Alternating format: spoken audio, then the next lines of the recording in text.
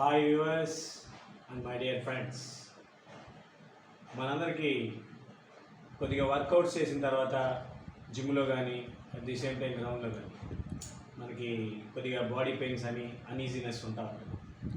దానికి ఒక ఎక్సలెంట్ మంచి రెమెడీ చెప్తాను, ఫాలో. చూడండి, ఇట్లా కొద్దిగా ఐస్ క్యూబ్స్ తీసుకోండి, ఒక టబ్లో వేసుకోండి. చక్కగా మీ పాదాలని ఐస్ క్యూబ్లో కొద్దిసేపు ఉంచండి.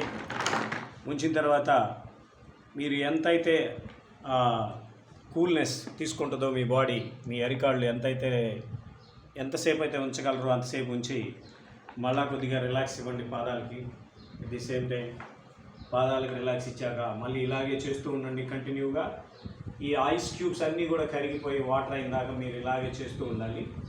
కాళ్ళు కాసేపు పెట్టడం, అట్ ది సేమ్ టైం మళ్ళీ తీసేయడం. ఈ విధంగా మీరు ఈ ఐస్ క్యూబ్స్ అన్నీ వాటర్ రూపంలో కరిగిపోయి ఉంచిన తర్వాత పూర్తిగా ఈ నీళ్ళని తన ఉష్ణోగ్రత, అది కూల్నెస్ని కోల్పోతుంది.